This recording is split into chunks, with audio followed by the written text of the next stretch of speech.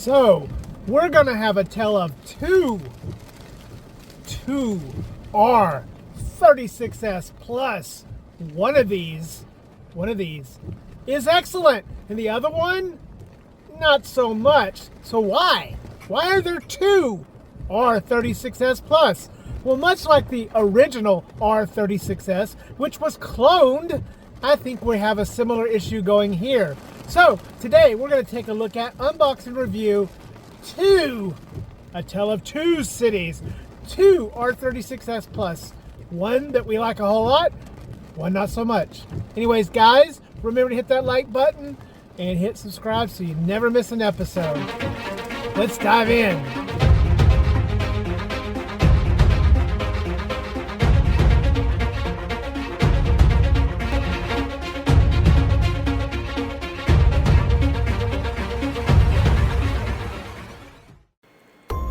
At approximately 5:09 a.m., Mr. Robert Smith was walking down the street when he looked to the right and he saw something funny laying in the road. To his shock, it was a body, and he wasn't... No, wait, guys, I'm not a true crime podcaster, I'm a gamer! Hey guys, welcome back to the channel. Or welcome to the channel for the first time, new deadheads. Today, we're going to take a look at the all-new R36S Plus with Wi-Fi and a 4-inch screen. So, as we always do, we'll start with the box. Only this time we have not one, but two different boxes.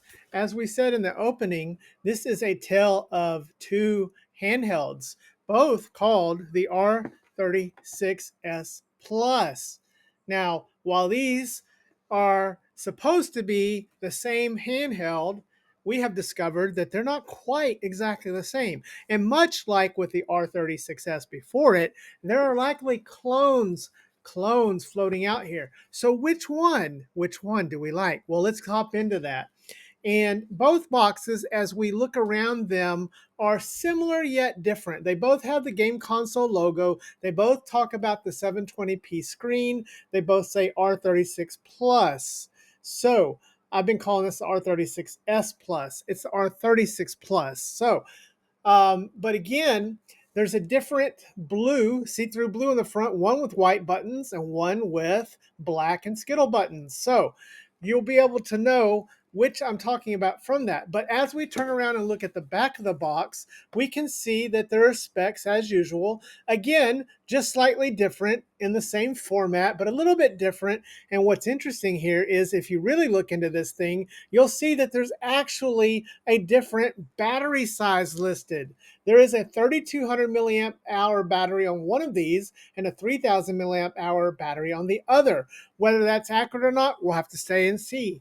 But looking around the rest of the box, we do have a very similar configuration on the side here that's showing the layout of the handheld. And the handheld's layout is pretty much identical between the two. Moving to the other side, we do have the colorways. Now, the colorways are a little different. You can see one of these has that fancy yellow and red mustard one like we've seen with the R36S, and it has 6 flavors, and the other one has 5 flavors and does not have that. We also see in the blue, we have blue with the white accent or with the black accent. So that is pretty much the difference. As we open up the box and start to look inside, we'll take the handheld out of the way. And the first thing we notice is that there are 2 different manuals. Now, one of these manuals is nicer than the other. It's in color. It's actually several pages, and it has a lot of information. The other manual is a 2-page black and white non-starter. It's not really very helpful. So again, the yellow mustard one is the superior of the two. The box had a extra color you could not get. It has a better manual. And looking beyond the manual, as I show you the manual here, there's not a lot of information. But again, the battery is shown to be 3000 milliamp hour with one and 3200 milliamp hour with the other. Luckily, the one that we like better is showing the 3200 milliamp hour battery. As we look below this, we see we have a USB-C cable. we have a screen protector, the flimsy kind, and then we have some wipes. So not much else in there, not much different between the two, but looking in the boxes and looking it over, pattern is starting to emerge that the one that has the 6 flavors with the white accents is the superior handheld from what we can see, and likely the actual real follow-up to the R36S. Hey guys, sorry to interrupt the video, but I wanted to show you this product that Amazon sent to us. And once again, I want to thank Amazon for sending this and supporting our channel. Anyways, this nice little device can give you Bluetooth speaker on any of your devices. I added it to the back of one of my Ambernicks and it was giving me amazing sound. Anyways, if you'd like to know more, hit the link in the description. We want to thank Amazon for providing this and supporting our channel. Back to the show. Now moving on, let's start to take a look at the handheld. As I take the handheld out here, the first thing that I notice is striking is just how big this screen is. Yes, this is the same size, same dimension, 720p, 1:1 aspect ratio, so 720 by 720, 4-inch square screen that we first saw in devices like the RGB30, but then vertically we saw when Pal Kitty brought it into the RGB20SX. And then later, earlier this year, we had a contender, the R36 Max, with those goofy squircle buttons and the soccer ball. And I liked that device once it got some custom firmware.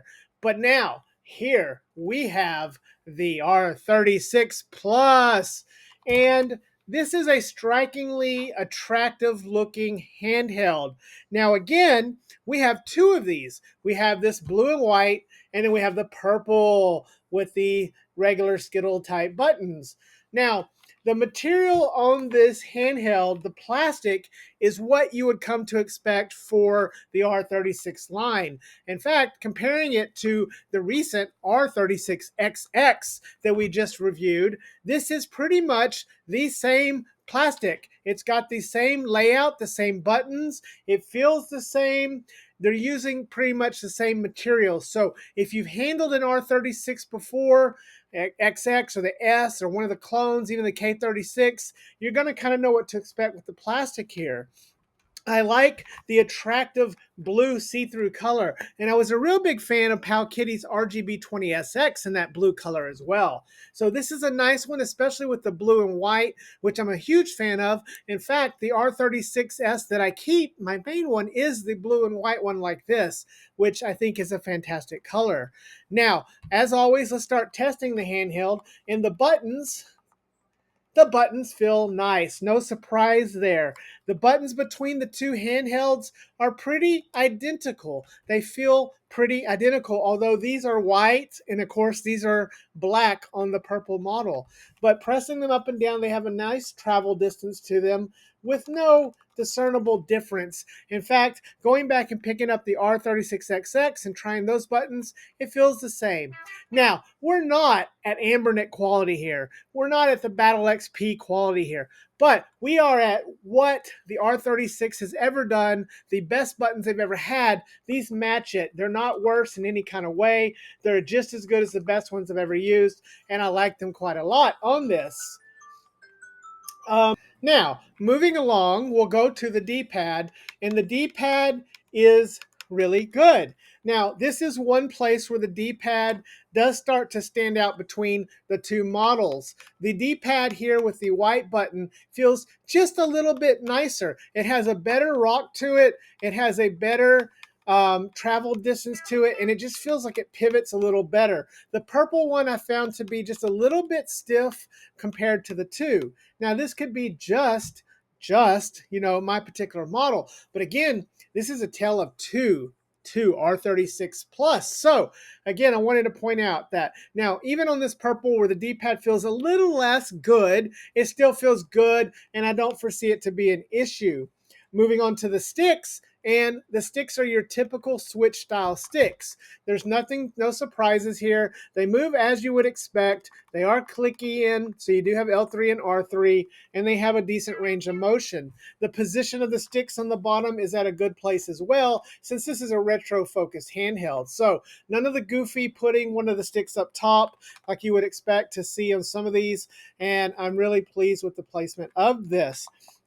Coming around, and you have a front facing speaker on both. The speakers are good, and then you have these buttons for your menu, your start and select, and they're loud. So they're loud, they're not soft, they're not clicky. I mean, again, comparing this to something like the BatleXP, and it's just a little bit out of scope. In fact, BatleXP, if you're listening, do this, make this with your model. Just put this 4-inch screen vertically, same screen, put it on yours. Anyways, so going around to the triggers, and the trigger is a similar situation. I find that the triggers on this purple model are not, they're just not as good as the triggers here on this white, this blue and white model. I don't know why that is, but it just feels like the travel distance and the mechanics of it are just smoother and better over on the blue one. It's almost as if this one has better quality control, and I would be willing to bet that that's what it is. I think these come from two separate factories using the same plan and using the same parts. So that's kind of how I would attribute it. But I do say that the sticks, excuse me, the shoulder buttons are adequate and they're good enough. You have your normal power button and reset on the side. You have your volume marker on the side. You do have two USB ports on the bottom and a headphone jack. Now, let's talk about the other big difference here. This is the other big thing in the room. One of these has built-in Wi-Fi and one doesn't. Okay? And no surprise here, the one I like better, the blue and white, the one that comes in that box, in the white box, has built-in Wi-Fi. This does not. Now, why there are two versions out there, I don't know. Again, I can only predict or assume that two separate factories built these and put these together, because even though it says on the box this supports Wi-Fi, you need a dongle. This has it built in like the R36XX. So I hope this is isolated to my one unit, but I wanted to get this video out there. I wanted to share this with you guys and see if any of you can tell me, if you're watching this in the future, if I did this months ago, leave a comment. Did you get one that's supposed to have Wi-Fi and doesn't? Again, here's what the back looks like it. We got the stickers, the two different design stickers, just so you can do for reference. Very disappointing that there's no Wi-Fi built into this one, although I did pay just a little bit less for this one. Again, I also bought these. These were not sent to me. I bought these on my own. So this is, I don't know. So that is sort of the hardware. Also, the back door on this one is a little loose. It's just a little loose, but you can take the battery door off, and we can also verify that the battery in this is what it was flagged at. And we'll take this purple one off and look. And here is what this one looks like. So just giving this a view here, so you can see the board there and the revision of it.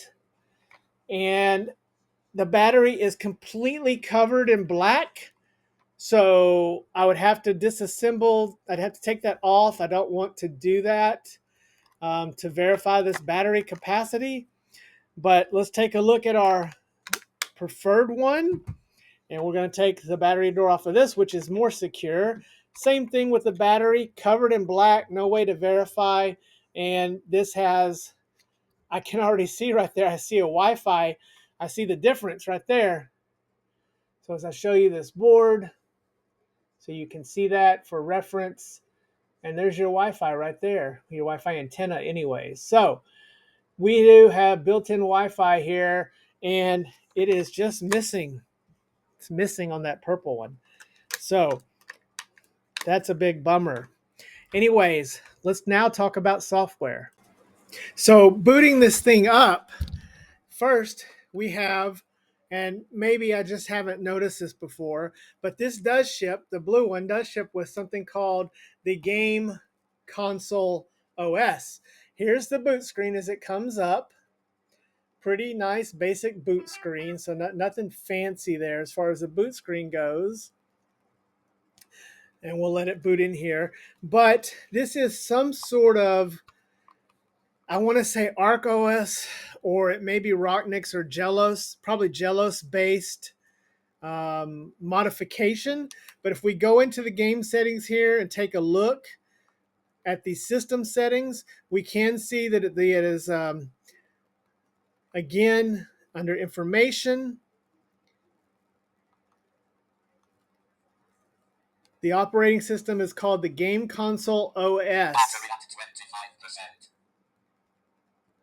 And since it's screaming at me that it's down to under 25%, I'm going to say I think this is based on Gelos. Now, our wonderful friend developer Moto has also built a version of PlumOS for this and released his very early Alpha 1, Beta 1. And that is running on this purple one. And there are some quality of life benefits to having PlumOS on it. Now, as I show some gameplay footage here and go through the screens, you can see that this is very typical of Game OS of R36S lineage. We don't have any surprises here as far as the games that are included and what we can play here. And I'll scroll through and show you just the front end here. And it's emulation station, so everything is very familiar. We do have a tools section, which actually references both ArcOS and Gelos. So again, this is some sort of custom front end put on here. Now I want to talk about this GameconsoleOS because I like this quite a bit. This one, at least this blue one, came completely set up and came with software, and it also came with overlays and the right screen ratios and everything for the games I played. So as I show a bit of the different game systems here, and I show you guys, like, for example, Gameboy. And Gameboy looks amazing on this thing. It has a nice overlay on it that's built in. It has a nice little filter. It has shader on it. It looks great. This is just how it came out of the box. And for the first time ever, I like the OS that was shipped on an R36 product. So again, I don't feel like needing to tweak this. Now, I love Moto, I love what he does, and I love PlumOS, but I find myself actually just liking this one better. Now, that's just me. You may like that. I still like tinkering. I like to mess with these things. So I'm looking forward to kind of channeling that and seeing more options on this. But I'm having a blast playing Game Boy, Game Boy Color, and Super Nintendo, those systems that fit really good, Pico 8 that fit nicely in this 1-to-1 square aspect ratio. This is a $35 before tariffs, before all the nonsense. I got this for $35. I don't know what this is going to look like for US customers, but for our friends in the rest of the world, you're still looking at a $45 top handheld that is good. If you get the one like this one I had some issues with. I had some light bleed down here, which I was able to adjust. I think the thing was screwed in a little too tightly. Again, the quality control in this one just seems to be not that great. It didn't have the completely set up OS like this one had, although it did have the Game Console OS, but it wasn't set up in the same way as this one. So again, quality control here. I just think it's better between the two. You're not getting a great SD card like you do with the BatleXP. You're not getting a Cloxia. So there's a lot of other things on here to still be aware of. But playing games on this is fun. While I generally agree that the best under $80 square 720p handheld you can get is the RG Cube XX, I find myself liking this, guys. This has sparked in me an interest and an enjoyment that I had when I first played the R36S, the original 2 years ago. I thought it was going to be the XX, and I like the R36XX, but guys, this has done it. I am enjoying playing this. This one, Nah, because it has too many errors with it, too many things. But this one right here, I'm enjoying playing with it. I like it a lot. It's got built-in working Wi-Fi. It looks nice. It's got good quality control. The GameOS is nice. I like it. It had a lot of great games in it. It was curated. It was put with nice overlays, nice shaders, ready to go, and it just looks fantastic on this 720p screen. So let's wrap this review up. We have two different R36 Plus coming out.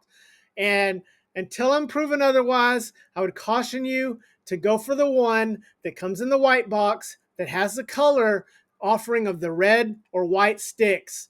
If you're only being offered the black, I'd choose elsewhere, because I just think that this version is going to be the clone version, and this is going to be the one that comes from the real factory that does the R36S that we're all love to do. Powkitty's RGB20SX is a fantastic handheld. It's a $70 handheld. Now the R36 Max, one of my most popular videos. Guys, you love that video. I did the head-to-head, and I said I would save the money. Guess what? This guy right here has just replaced the R36 Max. Bye-bye R36 Max. This is the handheld I would get if I'm trying to stay under $50 pre-tariffs for US, for everybody else under $50. This is good. Stay away from this one. Get this one. Here's what it looks like on the back, so you can do that. Anyways, guys, that's been my unboxing and review of the R36 Plus. I want to thank all the developers out there like Moto, LSX, all the people who are inputting and keeping our hobby going. I hope these tariffs will stabilize soon. It looks like as of the filming of this today, AliExpress is really locking down things, so we're kind of in uncharted territory. But I'm going to keep the content coming. I have a whole lot more videos coming. I've got a lot of handhelds backed up I haven't reviewed, so don't worry. We're going to get some more good Dead Fred videos coming. Anyways, guys, remember to love your hugged ones and hug your loved ones, because tomorrow is never promised. We'll see you next time, guys. Dead Fred out.